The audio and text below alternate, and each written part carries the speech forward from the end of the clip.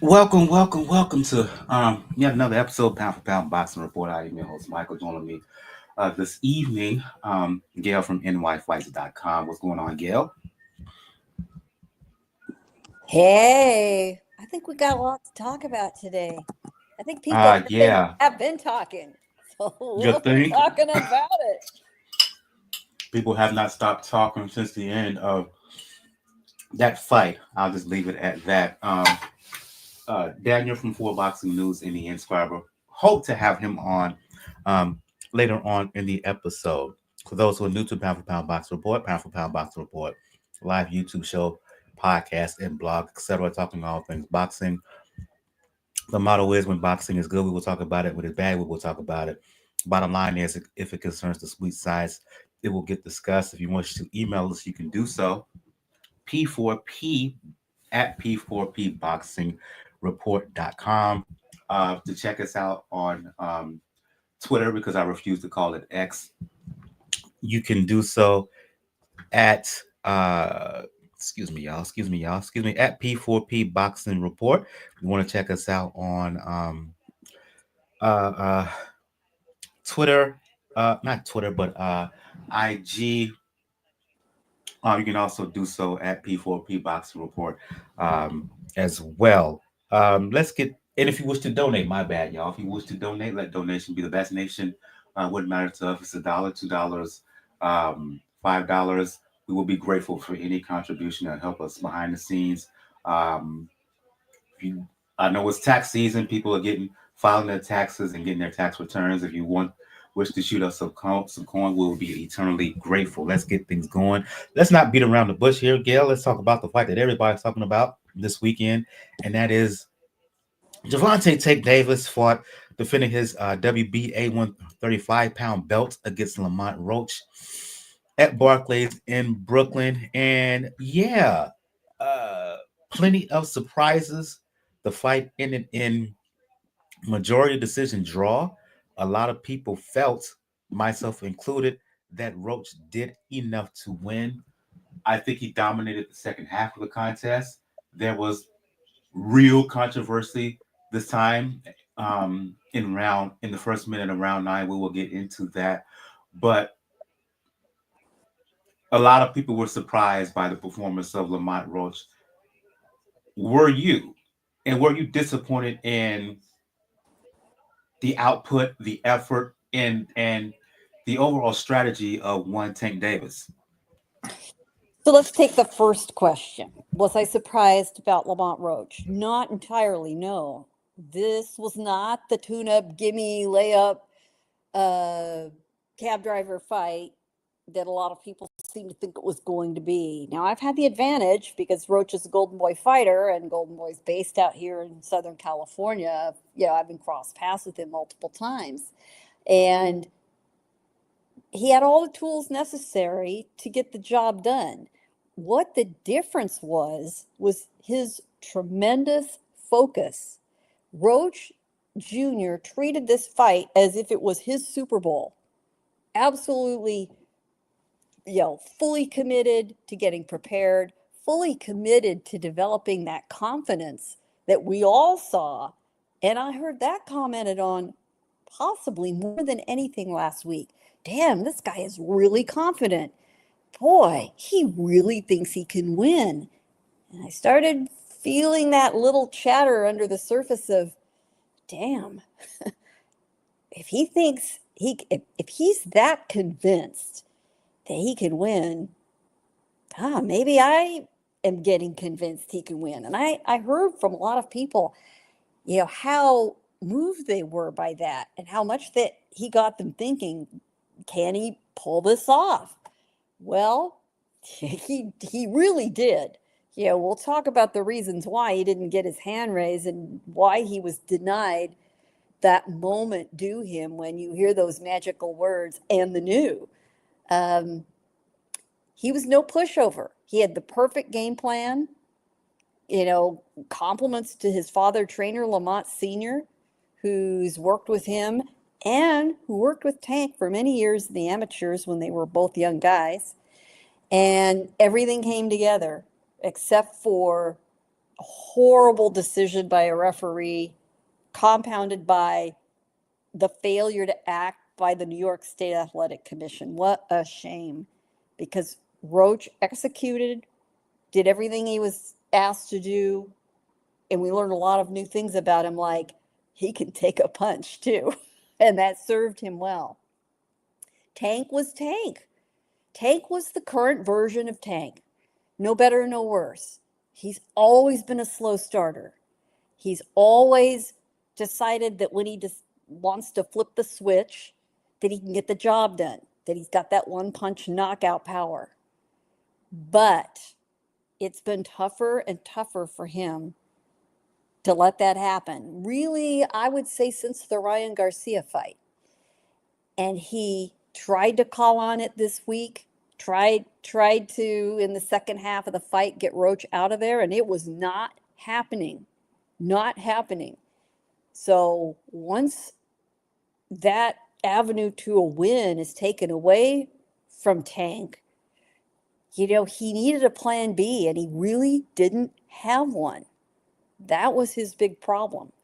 As he gets older, as he faces opponents like a Roach who's got a solid chin, and despite coming up from a lower weight division, was bigger than Tank. Just the eye test alone, he was far bigger than Tank. Tank can't rely on that. I mean, it's a great plan A, but in future fights, Tank Davis is going to have to figure out a plan B, and he's going to have to start faster. That just cannot be denied.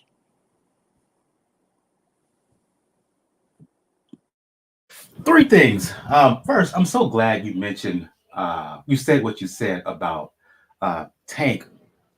I think that people, particularly his fans, and even some in the non-boxing media and folks who in mainstream sports media who will sparingly talk about him, have created this person who's this indomitable force, right? And the truth is, he's not.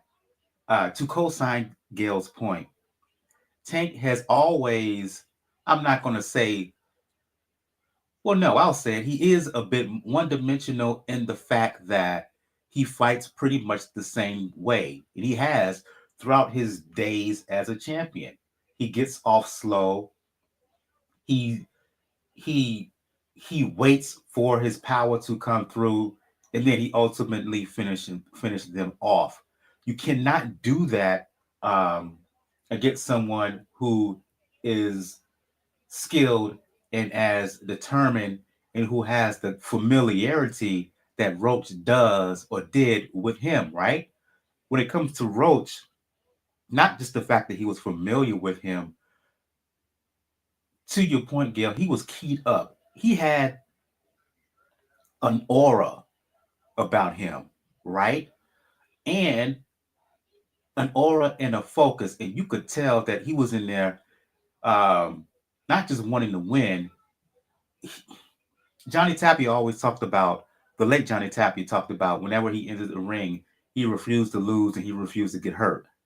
That is what you saw from Roach Saturday night. You saw a guy who refused to lose and refused to get hurt because Gervonta landed some big shots on him, and Roach soaked him up. And what did he always do? Return fire. And from a technical standpoint, he kept the jab in Tank's face. He kept tight defense. And when he was on the inside, he showed that Tank Davis is not really a great inside fighter. For me, the flaws that I've always seen, that you've always seen, and that folks who closely follow the sport have always seen was just not only evident again, it was just done so for everybody to see. Because when he's done it, when other fighters have done it, they haven't kept it up, or they would fold once he really was Tank once Tank hit them with the power. And once he hit Roach with the power, and Roach kept fighting back, and he kept fighting back, and he kept fighting back. And then when he started to gain control in the second half, the flaws of Tank were really out there naked for the world to see. And he had no answers. And, dare I say, Gail, and we'll talk about this now, Roach was the mentally tougher guy. Why? Because of the quote unquote controversy aspect in round nine. And for those who've been sleeping under a rock, a minute into the round, um, Roach hit Tank with a right hand and a jab, and then Davis suddenly turned away, went down almost on the knee. Then he got up, went to the corner, referee, and the referee Steve Willis, he began to make a count. Which was what he was supposed to do, um, like a knockdown. Then suddenly he stopped. He stopped. He let Tank go to the corner, get assistance, come back, explain what happened, and Willis was like, "Laissez faire, leave alone. No timeout. Let Tank get away with that and resume fighting." Fans in attendance was like, "What in the world?" Boxing Twitter, boxing social media in general was like, "What was that?" Because they knew, we all knew that should have been ruled a knockdown. It wasn't. He should have had that point that would have been taken away for a knockdown, cost Roach the fight.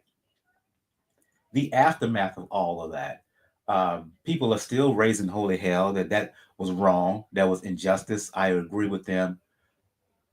And the thing that has me perplexed, the New York State Athletic Commission, nothing was their late. Their excuse after the fight was weakness, and they've done yet to done anything in a couple of days afterwards. What the hell?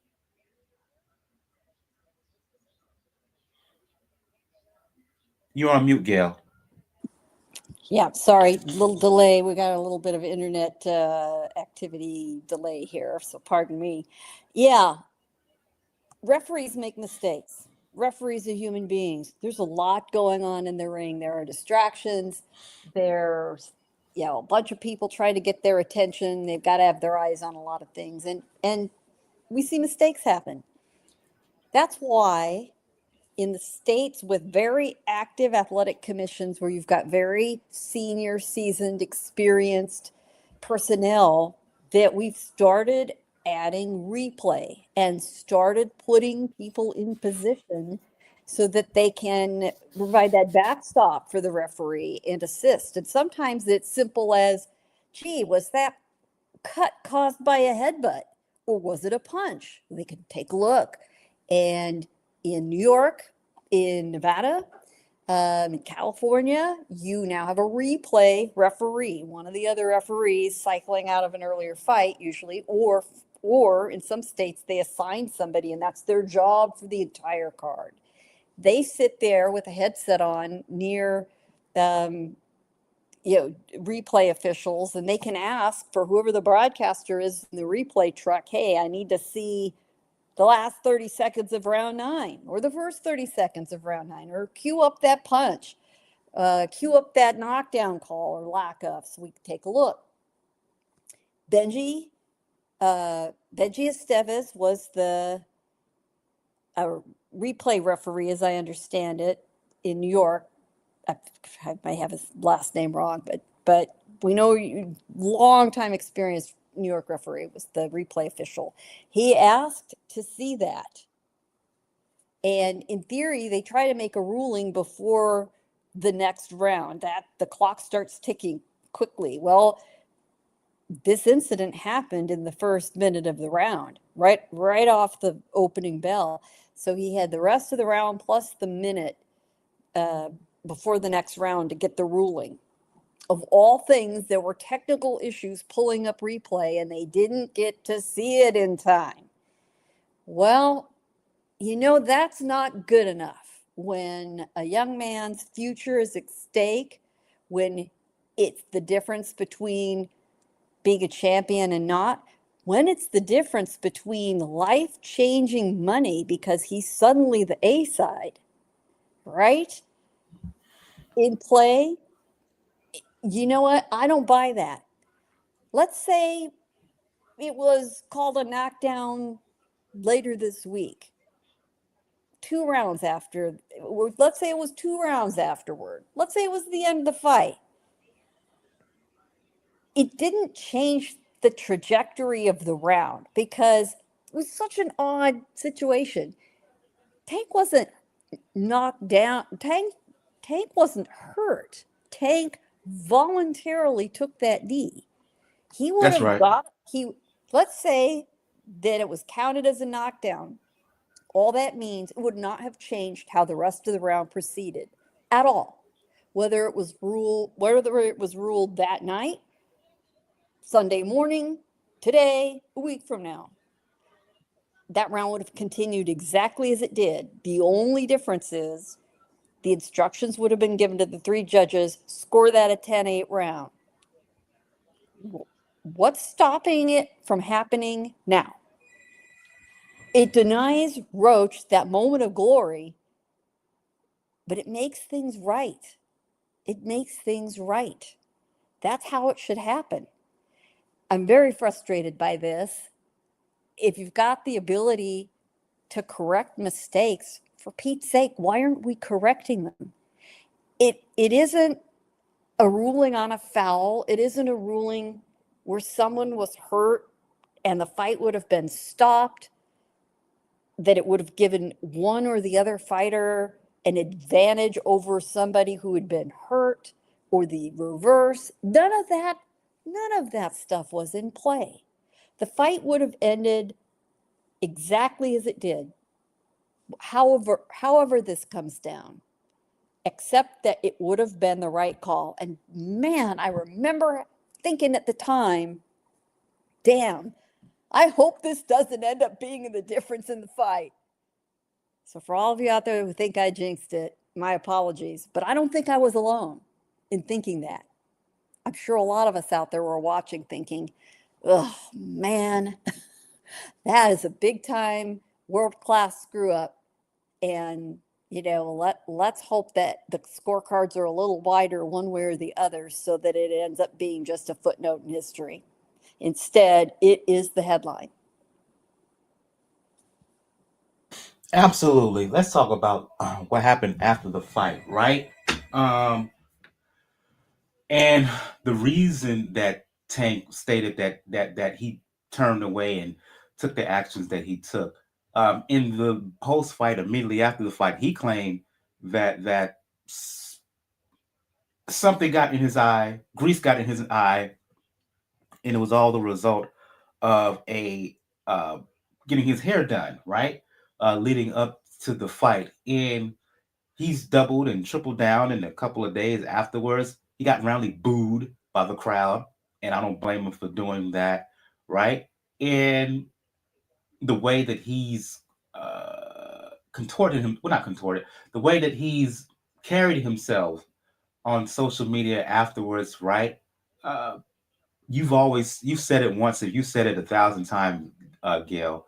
Fighters need PR folks, and this is why, because of how he's been acting on social media and various posts afterwards. It's not professional. Um, it's a sign of immaturity on his part. What fighters have done historically in that situation is they carry through. Uh, Smart fighters who are thinking clearly, who are thinking on their feet, they will move around until the end of the round, and then in between rounds, uh, get their eyes clear and whatnot. You don't stop and turn away like that. If Willis was on point, not only would he have taken the point, there are some refs who may have disqualified Tank on the spot. It came off almost as Willis protecting the fighter, because not only did I mention, give a description of that, what occurred when Tank wanted to get back into fighting and Willis didn't give the count. He basically said, you could have been warned, you could have been given a knockdown, which made it look worse for Willis. But back to Tank. Sip, point of advice for someone who's older, who's been watching boxing almost as long as you've been alive. Sir, just say run it back. Let's run it back and keep it moving. All this other riff raff and nonsense, Folks are not trying to hear it. Folks are not trying to buy the excuse that it was grease in your hair, except your fans in your stands. No, just say, okay, I kind of lost my way a little bit, but I love to fight him again. Let's do it again ASAP. Your What do you make of Tank? How his excuse, and how, in my opinion, people are going overboard. Some to defend what really should not be defended. So I'm going to set up what I have to say this way.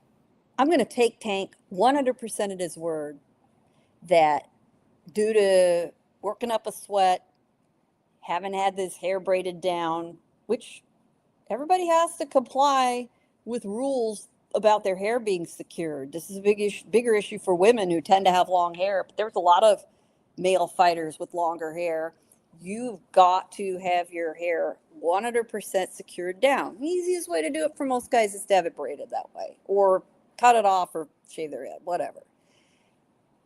I'm going to completely take him at his word that whatever hair conditioning product or braiding product was used on him, you know, got activated by the heat, the sweat, all that. Who hasn't been involved in a workout or a game or something, and you start having a sweat dripping down in your face, right? And I get it. I If something like that got into my eyes, I'm sure wouldn't be too happy about it. I think all of us have, you know, had something like that happen, sunscreen, lotion, who knows what, right? Amanda Serrano a few months ago, similar issue, except that she had her hair braided. She was out for a training run the day before the fight, and that's when it happened to her. She had to cancel a fight over it. So I'm going to take him at his word. Doesn't matter. It doesn't matter what the cause was. We have seen fighters go through a fight covered in their own blood from a cut. Let's That's talk right. about Badu Jack. Let's talk about Tin Zhu.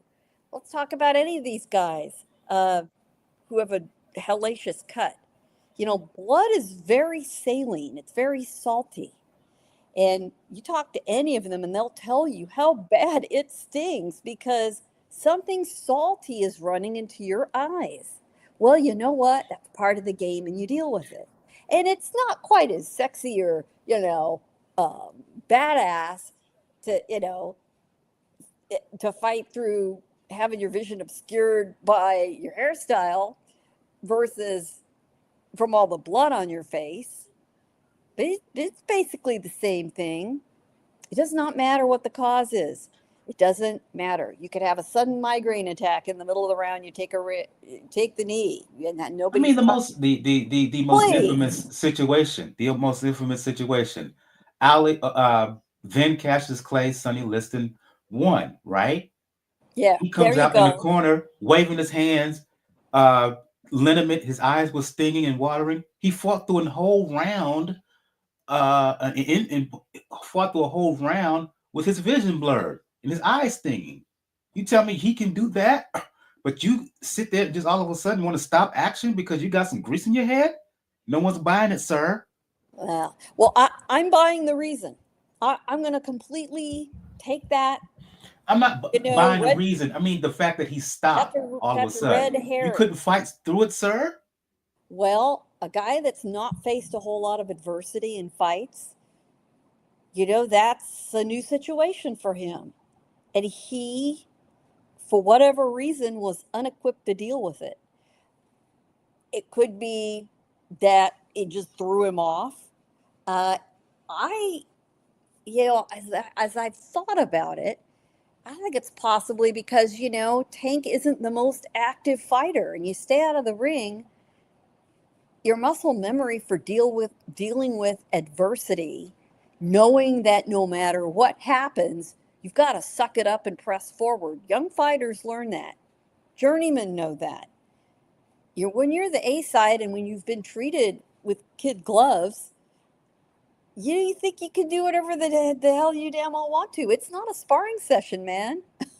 I mean, the first few rounds of the fight certainly looked like one, but I think it was a complete lack of focus on Tank's part. And the other clue to me to his behavior was the comments rationalizing his slow start and his slower finish, is that he lost complete track of how many rounds were left in the fight. When he was told in the corner by Barry Hunter that it was the 12th round, he thought it was the 8th round. He said so after the fight in the ring. He said so again in the post-fight news conference quite a few hours later. You know, fighters ask what round this is all the time, right? But they're usually only a round or two off. That's his job to keep track. And he didn't do that either. You know, his head was just not in the fight on Saturday. It led him to these problems, both in his pretty lackluster performance and in the way he treated this issue with his eyesight being impaired. You know, he lost track of where he was. You know, was he thinking for just that split second that he was in the gym in a heavy duty sparring session? Maybe. Maybe that it was as simple as that. And Willis didn't deal with it appropriately. There were 3 levels of, um, you know, punishment, if you will, that he could have administered. The first and the simplest is to call the knockdown. And he did. He started counting. Why did he stop? Lack of focus from Davis causes him to take the knee. Lack of focus from Willis caused him to suddenly halt. I don't know. To me, taking the point and then moving on from there would have been the fairest thing to do it at that very simplest level. He could have then taken another point away or stopped the fight because Tank turned his back on him. You cannot turn your back on the referee.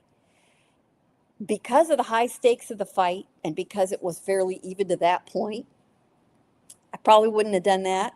If I was in Willis's shoes, I would have just let it stand with the point deduction for the knockdown. And I think everyone would have been fine with that. If he'd really wanted to escalate it, when Calvin Ford stepped up on the lip of the canvas to wipe Tank's face off, that's an automatic disqualification. And Willis could have Yep. absolutely called that. And what the hell was Calvin thinking? He knows better. But again, I think the fair thing would have been call the knockdown. Absolutely no one could have disagreed with that. I'm sure Tank would have gotten all riled up, you know, and maybe would have slapped some awareness into him about, sir, you're in the middle of a very competitive fight. It looks like you're losing, or you're coming very, very dangerously close to losing. You need to step it up. But hindsight, that's very easy for me, sitting here in the comfort of my own home after having reflected on it for a couple of days. At least if Willis had called the knockdown, I think everybody would have settled down and the right result would have been achieved. Roach would have won the fight. Okay, let's wrap this up. Um, Given what went down, given the reaction, what happened, given the reaction, all over the boxing sphere, there should be a rematch, and it should be immediate. Will that happen? Will we see they? Will we see them run it back ASAP? Well, it's interesting. You know, the WBA could step in and order the rematch because that's the belt in play. I think they're going to be reluctant to do it. Will Tank do the right thing and agree to a rematch? As far as I understand, there wasn't a rematch clause, and I'm not a big fan of those anyway. Um, I do think Golden Boy should press for it. Golden Boy's president, Eric Gomez, had come out with Roach to New York. Um, and he was very adamant that they would be pressing for the rematch. I hope they will be pressing for some other sort of relief as well. No contest, at least change the results. I sincerely doubt that will happen. But they need to be aggressive and loud about it. But will Tank do it? He did say very clearly at the late night post fight news conference that if there's a rematch, it will not be his next fight. Apparently, there was discussion, and Tank alluded to it. There was supposed to be some big in ring announcement about his next fight if he won. And it didn't happen. And he wouldn't say who it was by name, but he dropped a ton of little breadcrumb hints. And as people started narrowing it down, he made it clear that it was a fighter that was there, that he was going to call out, that, a fight was in the works. Well, the likely suspects boiled down to Shakur Stevenson, a rematch with Isaac Cruz, Nope. and Jake Paul. Nope. We could say nope all you want, but if they wanted to do a crazy ass money grab, that's the fight. That would be it. Then, once we got it down to 3 people out of the 19,000 that were there, Take said, and it was somebody who visited him in his dressing room, and only one of the 3 did that, and it was Jake Paul. Oh dear God. Okay. No, no, So no. I hear you, but no, no. I don't shoot the messenger. This is what the reality was there. Is he going to proceed with that? Well, given his performance was so poor, I get it that it would be a lot of money, but I do think he needs to completely rethink that. Now, it also occurred to me that the possibility could be that it was not Jake Paul personally, but one of Jake Paul's fighters that is the one being teed up, not Jake. Remains to be seen. I'm sure this will all shake out, but Gervonta Davis is feeling the heat clearly because he has been a very visible presence on social media. He is trying to rationalize, I think, as much for himself and deep in his heart as anybody else that is criticizing him, what happened and where he goes from here. But we are literally just hours past the fight. I think that we all need to let things settle down, quiet down, let all the teams regroup, let the sanctioning body and the New York State Athletic Commission and everybody else involved decide how they're going to handle the aftermath. You know, in crisis communications, speed is your friend, but accuracy and transparency is more important. So they they need to circle back and take a close look at this, figure out how the mistakes were made, how they multiplied upon each other, and how to prevent this from happening in the future. And it's very hard to do. Boxing, the theater of the unexpected, as we like to say, you can anticipate crazy things happening, and no matter how many scenarios you draw up, a new one appears. It's going to be interesting what happens. We will wait and see if they decide to run it back. If not, what's the next move going to be for Gervonta Davis? Let's move on to these other fights because we're a little bit pressed for time, and we went basically a half hour just talking about one fight, and that's it's cool, but Right. we got more other boxing issues on the undercard here. Rayo Valenzuela, first defense of the WBA belt at 140 against Gary Antuanne Russell, right? The question I had when we previewed this fight last week, uh, is Rayo as good as he looked when he beat Pitbull Cruz to win the title? And what do you make of Antuanne Russell? Well, Um, After this fight, it says that if Antuanne Russell uh, is on his when he's on his A game, he's going to be hell of a deal with that 140 because he not only beat Valenzuela, he beat him in every which way you can think of. Thoroughly outboxed him. I didn't have Valenzuela winning a round, and uh, Gary Russell Jr. I don't know about his future as a boxer, but as a trainer, based on what we saw from Antuanne Russell in this fight, dare I say Gary Russell's future is as a trainer because overall, from Antuanne, that was a hell of a performance. Oh my God, a beatdown of epic proportions. Honestly, every single card should have been a shutout, 120 to 109. Um, one judge had it that way. All of those rounds, all 12 rounds to Russell. The other two gave a single round apiece to Valenzuela. That is a mercy round, let me tell you. He didn't win a single round of that He fight. didn't not one, not one, not one. They were Gary grading on a Antoine curve. was it was a superb performance. Absolutely so impressive. He's got so many tools. He does have power. He does have speed. He does have the footwork. He does have the ring IQ. And you're right. His brother is a phenomenal trainer and a absolutely great corner man. He communicates well. He's smart. He keeps it to the point so that the fighter between rounds is absorbing what he has to say. He clearly got his brother ready absolutely to the peak on Saturday. Um, and it reminds me a little bit, um, Gary Russell Jr., of Mark Breland, who was a very fine fighter who turned out to be an even better trainer. That's where Russell Jr.'s future lies. I don't think he has formally retired. I don't know if you've heard him say that, Michael. But he was kind of forced to step in after the death of his father to train his two brothers who were still professionals.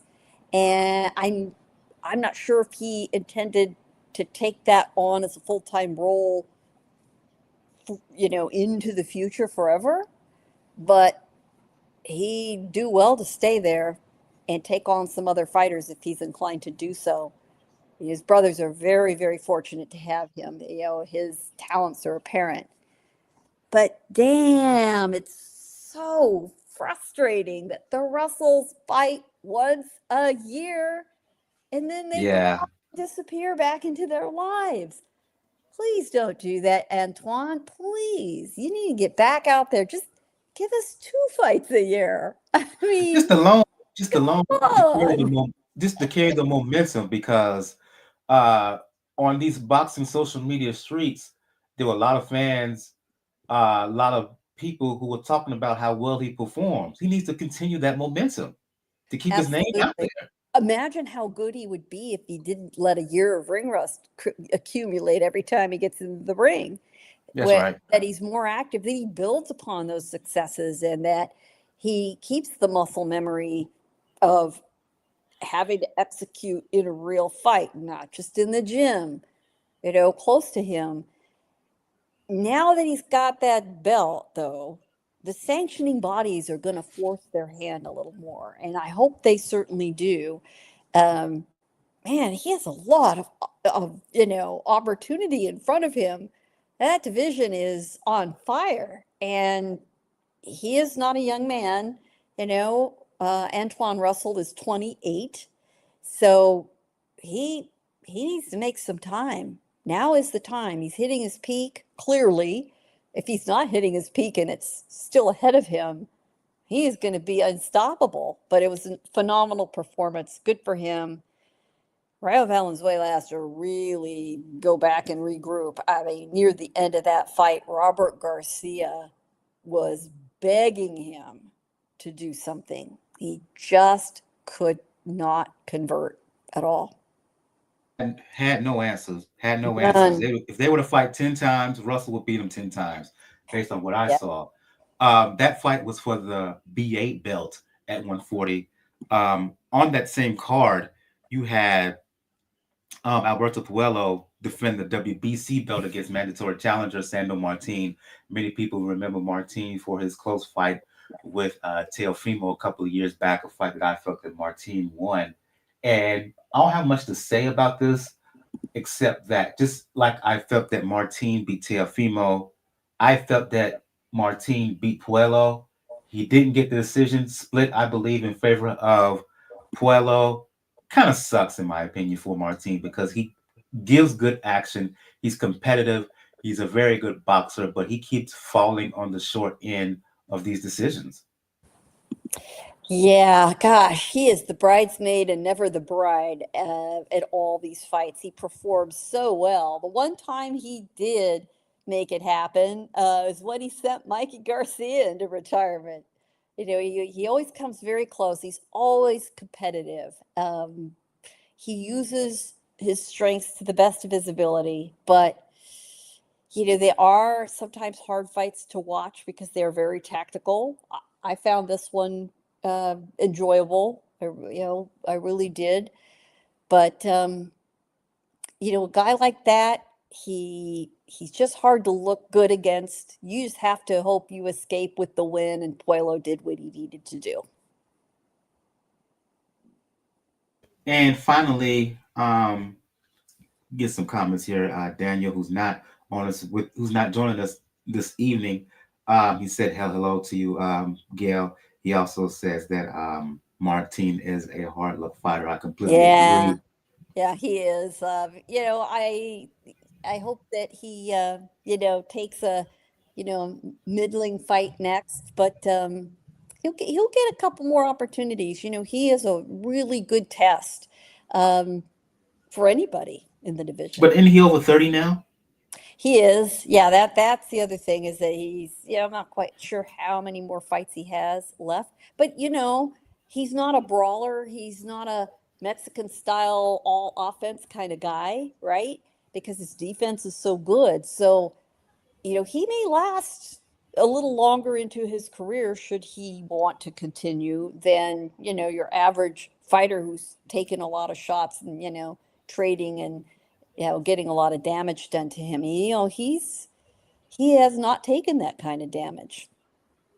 Last but certainly not least, in Puerto Rico, former IBF 140-pound champion Subriel Matias back on the championship climb. I don't have much to add about this either. Eighth round knockout over Gabriel Gollaz. For me, this was typical Matias. It was a rough and rumble bout, but ultimately the strength and power of Matias was just too much for Gollaz, and he just uh, in the end ran him over. And yeah, Matias is back in the championship hunt. This was an eliminator, I believe, by the IBF. Uh, he's not far off from another world title shot in theory.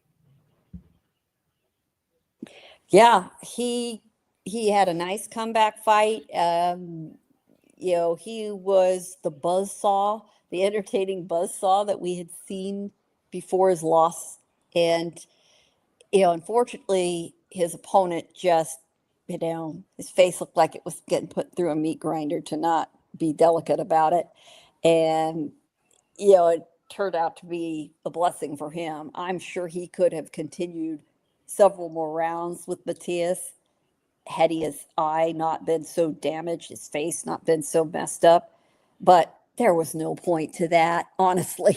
He just would have had the crap kicked out of him. And that's what Matias needed to do. That's what he didn't do against Paro that we figured he would. So, it sets up an interesting possible rematch. Paro immediately lost that belt after he won it from Matias. So, why not run it back if they so choose to, or perhaps they, both Well, go technically, the separate champion ways. now is at what the IBF champion now is Hitchens. So Right. Well, you could still have a fight between Matias and Paro if you just wanted to, some get back. But I think you could hold that off, at some date in the future. I would like to see a Hitchens Matias fight. It's a very interesting matchup of different styles, and see who will be able to handcuff the other guy in that kind of a fight. And it will reveal a lot, if Matias only looks good against guys who come right at him. Well, we'll find out because if he can't deal with Hitchens, so then we know what the score is. During this, I'll get to the news. During this, during I believe it was during Tank and Roach, or right before Tank and Roach, the card began. Uh, Turkey Al Sheik announced via Ring Magazine that on May 2nd you're going to have a triple header. Teofimo Lopez is going to fight Barboza. Um, Ryan Garcia, Devin Haney also on that card. Um, what outdoor stadium in NYC on May 2nd? What do you think of the fact that these three fighters are all going fighting on the same card, Gil? Well, it's a typical Riyadh season card loaded up with a whole lot of talent.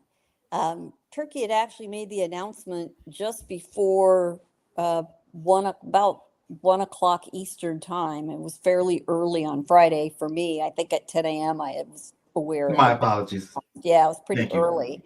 Um, we always knew that Ryan Garcia and Devin Haney were going to be on the card as main and co-main. That was fairly well known. What we didn't know is that we were going to see the addition of the mandatory fight for Teofimo Lopez against Arnold Barboza, who just won the interim belt. The reason that fight was added, though, is recall that the third fight on that card was supposed to be Martin Bakole and F.A. Ajagba. And that fight was no longer possible when Bakole stepped up to fight Joseph Parker. So apparently they've decided no, Bakole can't come back that fast. And I think that's a good decision. There was no reason to do it. I have no idea whether Ajagba is still going to be on that card further down the card or not. All we heard was that you've got the main that we expected, the co-main we expected, and then the addition of Lopez versus Barbosa stepping in. Dandy little card. And Al-Sheikh had said weeks ago he wanted to do this fight in Times Square. We all said, okay, all right. Well, apparently it is going to happen, but it's going to be very interesting to see how it's handled. You cannot sell tickets. You cannot sell tickets for money to an event in Times Square. You can't That's do. right. You're You right. can't do that. So is it going to be free to everybody? That'd be a recipe for disaster. A free fight at that level, just bringing the gates open to anybody who wanted to show up. There isn't enough security in the world. It takes weeks to get set for New Year's Eve in Times Square with the amount of security and barriers, and that's not going to be possible. I surmise that the fight will be a limited audience of invited guests,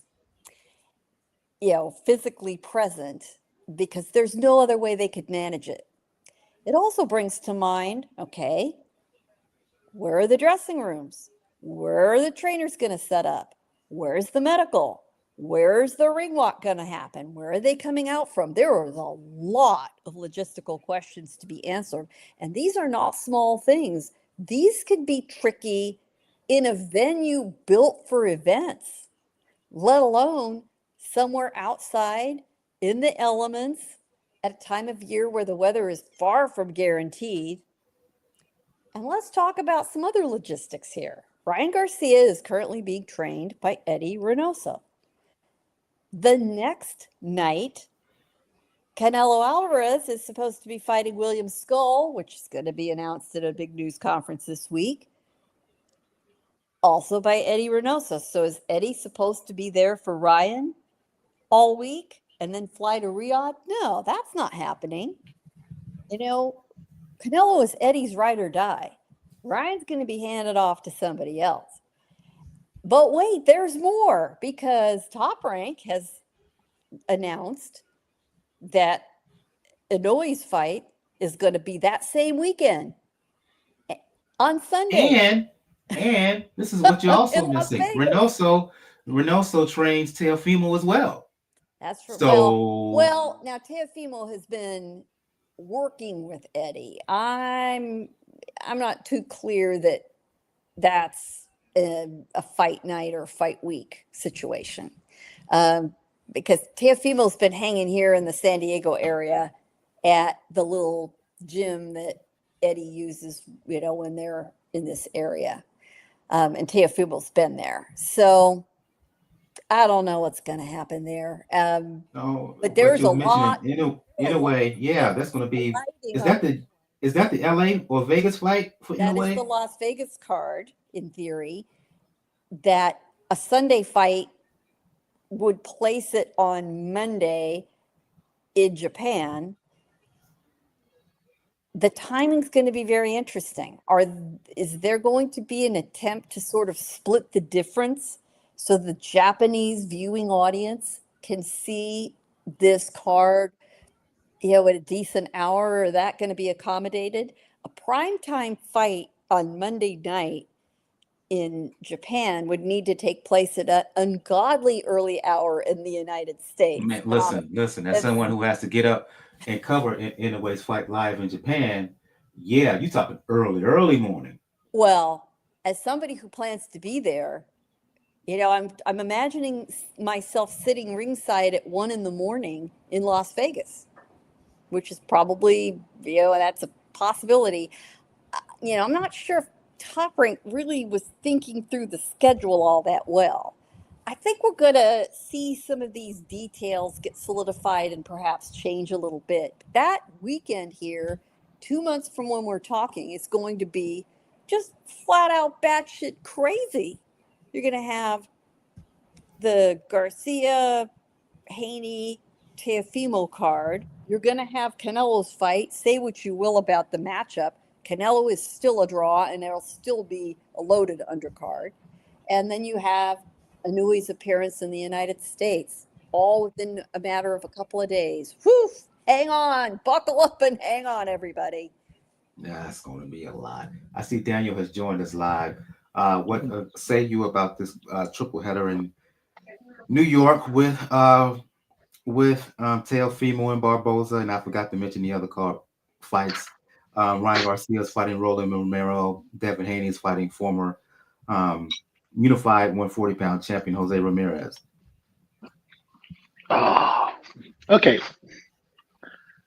As soon as I heard outdoor venue in New York City, I was thinking, oh, they're probably going to try to use off the Rash Stadium because that's probably the best one that you can use in the area, especially around that timetable because you can't do Citi Field and you can't do Yankee Stadium because May 2nd, the baseball season's already started. So it's either going to be occupied by either the Yankees or the Mets. So I figured, okay, it's probably going to be off the Rash Stadium. And then I hear, no, it's going to be in Times Square. Gail's right. Technically, it is illegal to charge tickets for an event in Times Square. Now, that's part of the outside. Unfortunately, also, depending on what part of Times Square you're at, you're pretty close to Grand Central Station. And once you get there, there's plenty of room for somebody to build things and then charge them for it. But it's a logistical nightmare if you're trying to do everything outside. Because I can imagine the training facilities. What are they going to do? Are you going to rent the NBA store that's on the block? Are you trying to rent the MTV studios? They're still being used. It's just gonna hurt. This is gonna be a logistical mess. Mind you, this is also a New York City that's gonna be embroiled in a very, very badly vicious mayoral primary coming up. And this has to fly by Oh, Member yeah. You're Hager. talking about with Cuomo versus Eric Adams and Yep. all of his mess. Yep. And like I Yeah, said, that this part. had Yeah. now we have to remember the blood money mark had to go through Eric Adams, more than likely to try to get this passed. Depending on the primary, we don't know what's going to happen because despite all of his bullshit, Cuomo, if they, he just literally announced for the poll, he just literally announced to run. It's already polling like at 36% for the mayor's run. So that's going to be a logistical mess. And Gail, you guys might actually know when it comes to like the training situation, Eddie could probably fly with Canelo. Wouldn't it mean that Chepo would probably be the one to be in charge I think of the stateside Chepo fighters? is, Chepo is really not very active. I think his age would prevent that. I, the possibility is that the chief second, who is now Carlos Barragan Jr., who often acts as the cut man for Eddie, maybe it will be Carlos if he's really digging in and working with Ryan. Or, there could be some other arrangement. It could be somebody stepping in as a favor. I mean, it wouldn't be the craziest thing I ever heard for it to be somebody like Robert Garcia. Joe Goosen had worked with Ryan before, but Ryan's going to be the odd man out because Canelo is the guy that's going to get Eddie no matter what. They're just going to Yeah. have to talk this through, figure it out. And it had better damn well not be Ryan's father. That's all I got to say. Oh Oh my God, God, no. that'd be a friggin' No. train wreck. No. I mean, Ryan Oh, has worked with a lot of guys over the years, and I mean, and everybody in Southern California knows him. I do think it is a possibility. Um, depending on where Ryan is working out and who else is present in the gym. Eddie's team is very small. He does not take on a lot of fighters, and he does not have a lot of assistants. He calls on Carlos because he uses Carlos's gym here in San Diego um, when these guys are working out, and Carlos frequently does the workouts in between those guys getting Eddie's time. So I mean, I've known Carlos for decades, literally, and I would love to see him get that kind of opportunity.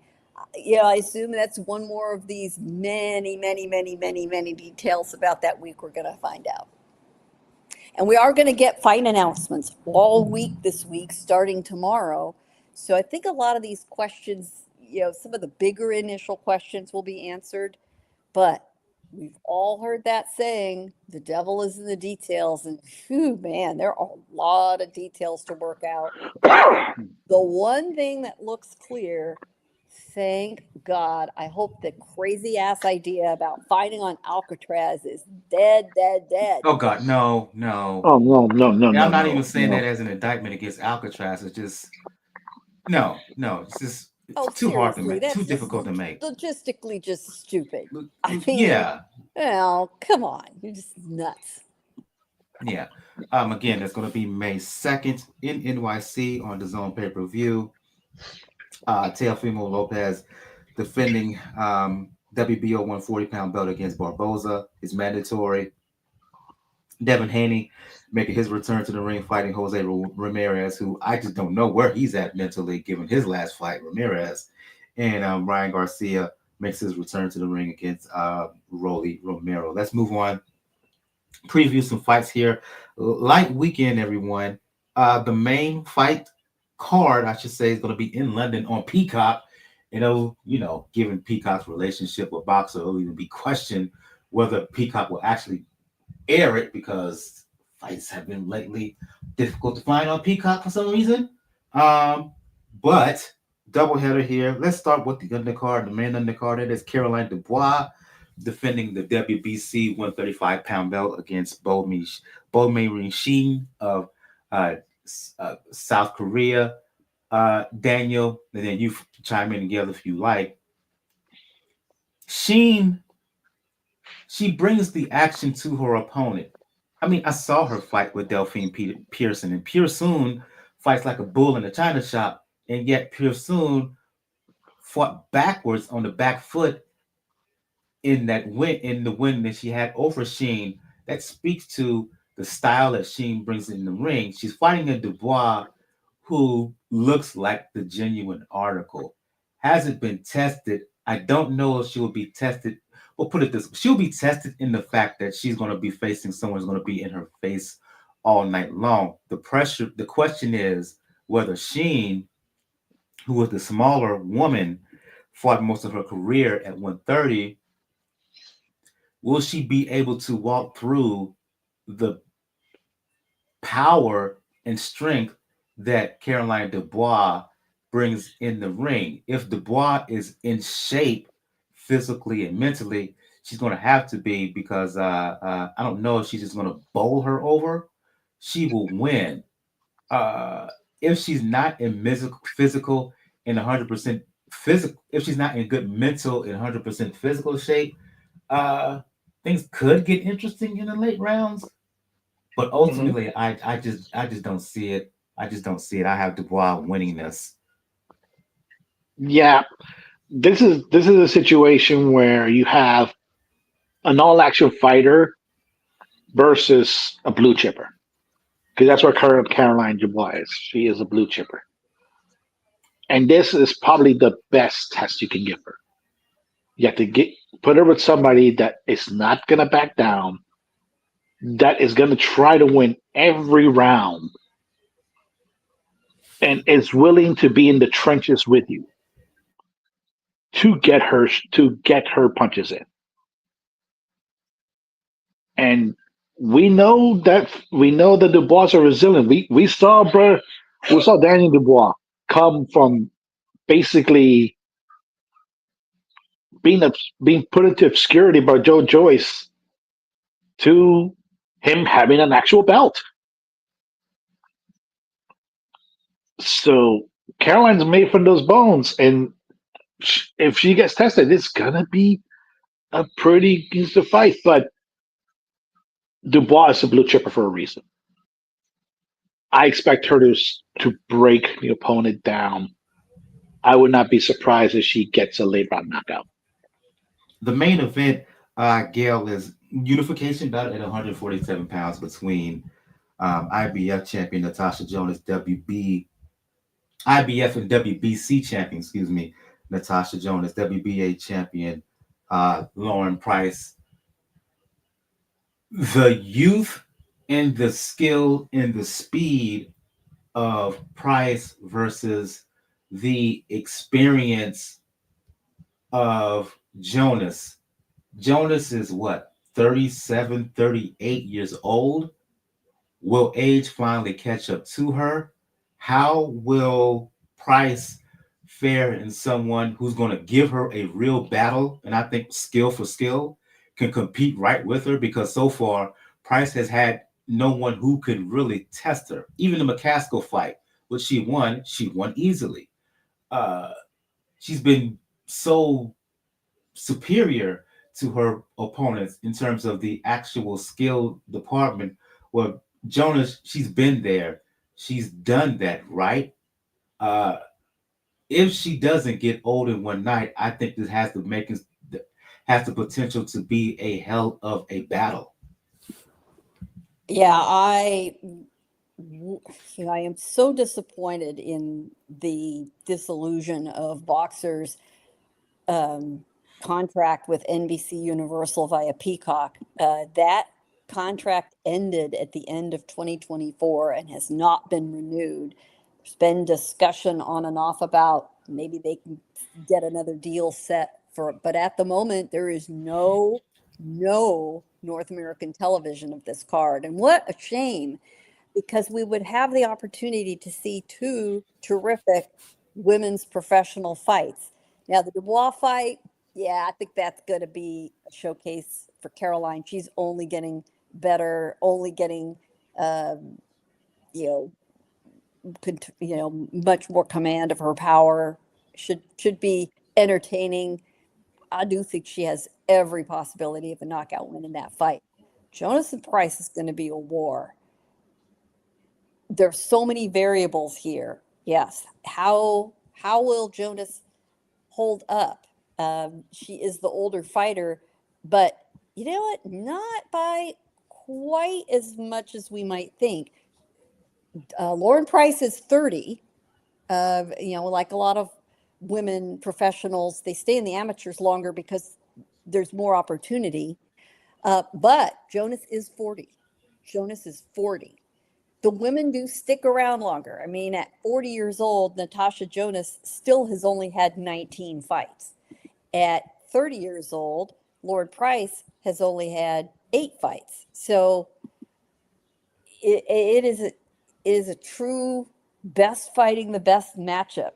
Lauren Price is ranked third in the welterweight division among the women. Price is ranked third. Jonas is ranked number 1. Hot damn, that's the kind of matchup I want to see. May the best woman win. I think Jonas may be able to pull this out. She has been there, done that. She has by far more experience. She has experience being in trouble. And occasionally she's been able to get out of it, but she does have 2 losses. One of those is to Katie Taylor. Absolutely no shame in that. The other one was a loss, TKO loss, very early in her career. I think that's well behind her. And then her other, close fight was her split decision with Terry Harper. Again, the only places where she was seriously challenged was in those 2 fights. But Price is a buzzsaw, and she just keeps coming forward. She does not take no for an answer. You've got 2 major belts and then the minor IBO belt at stake. Yeah, this is going to be a hell of a fun fight to watch. And damn, I am so disappointed we cannot see it here in the United States. Quickly, Daniel, your thoughts on this unification clash? Oh, this is going to be fun. This is going to be fun because, like I mentioned, Jonas has been head and shoulders above almost the entire field in her weight. And some people are, unfortunately, brushing aside Price because of that. That gives a fighter like Price a chip on her shoulder. She's going to come in with all intentions of upsetting the apple cart. Age is not going to be the winner of this fight. I think this is going to be an issue of determination. Like I said, is Jonas going to be able to take a challenge from somebody like Price, who is going to want to win it right then and there? This is going to be a close fight. I would not be surprised if this one's up in the draw. Not at all. Because Jonas is that talented, but Price is that determined. So it would not surprise me if it's a draw. And yeah, fortunately, we're not. It looks like boxers going to be out there with Peacock, but then again, Comcast had to get the money for the NBA somehow. I can't call it. I want to lean towards Jonas, but you can easily see not easily, but you can definitely see a scenario where Price is just not just youth, but too quick. Price has really, really fast hands and feet. And the more athletic woman, in my opinion. And I can see a scenario where she gets the jump on Jonas early and just doesn't let up because she can be like a buzzsaw in there, and very dynamic. I'm not talking about in the power department. I'm just talking about like a buzzsaw. She throws so many punches and she's so fast. She's so quick, like a fly in there. You can't catch up to her, and she may be just too much for Jonas. But if Jonas can get to her, and if Jonas can get on the inside. I think she has a superior inside game. I think she's the harder puncher, and yeah, she could, you know, chop her down slowly and uh, pound out a decision. I just hope it's a good fight. I just hope it lives up to the hype at the end of the day. And I think we're going to shut things down on that note. Um, for those who catch this on YouTube, make sure you hit that like button, subscribe button as well, so you can get notifications for any future episodes. Also, make sure to share the show as well. I'm gonna go around the panel here. As always, begin the show with usually begin the show with ladies first and end the show with ladies first. Uh, Gail from nyfights.com for those who want to talk the sweet science, let the folks know where they can find you. nyfights.com. It's right there. Couldn't be easier. nyfights.com. Indeed, and I go to you, Daniel, from Four Boxing News and the Inscriber for those who want to talk boxing, for those who want to talk pro wrestling. And man, what happened this weekend with Cena turning heel and Jay Cargill just going off on everybody, right? Or for those who want to talk the NBA, especially when it comes to the Miami Heat, let the folks know where they can find you. You see the handle, folks, RAWKUZ99. The same everywhere on Twitter, Blue Sky, Mastodon, Spill. Everywhere you go to, that's going to be the handle. And definitely catch me on there. And this good. Luckily, we're starting to pick things up. The season's beginning. I just hope we get it. We get a good banner year. Indeed. For those who want to talk boxing, music, fitness, you know what it is with me, Brother JR76 on Twitter because I refuse to call it X. Also, Brother JRSC on Brother JR76 as well on Blue Sky. Brother JRSC on IG. Um, on the next episode, we will have a recap of the Unification Clash, welterweight women's Unification Clash.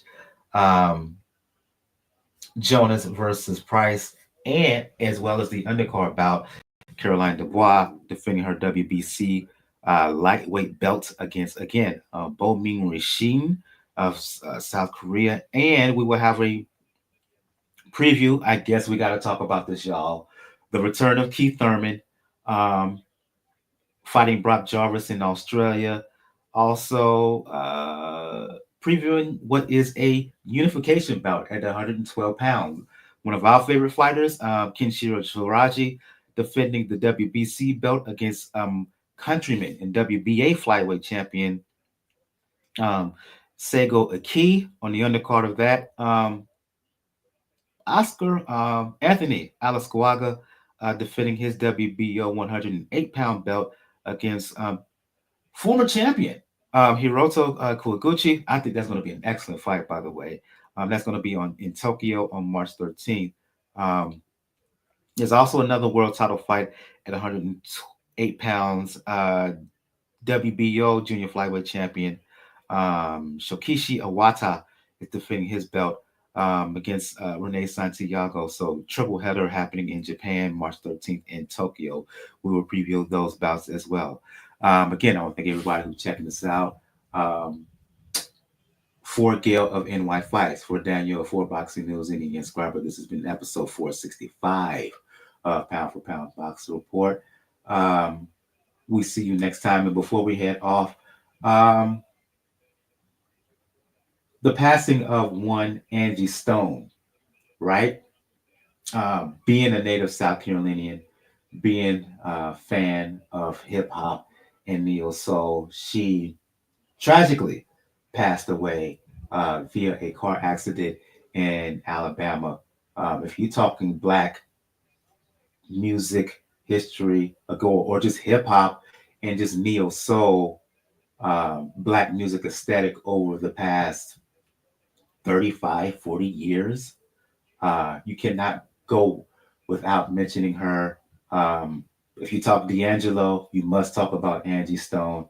And again, if you talk about neo soul, she's one of the roots of neo soul. And hip hop history, um, as she was part of the first ever hip hop group. So yeah, I just had to. I could not leave in the show without honoring a pioneer, fellow South Carolinian, and music icon, in my personal opinion, um, one Angie Stone. Again, episode 465 of Pound for Pound Boxing Report. For Gail, for Daniel, I'm your host, Michael. We will see you guys next time. Everyone have a good evening. Good night. Rest in peace, Miss Stone. And that was a knockdown, Steve Willis. Indeed, indeed. See y'all next time.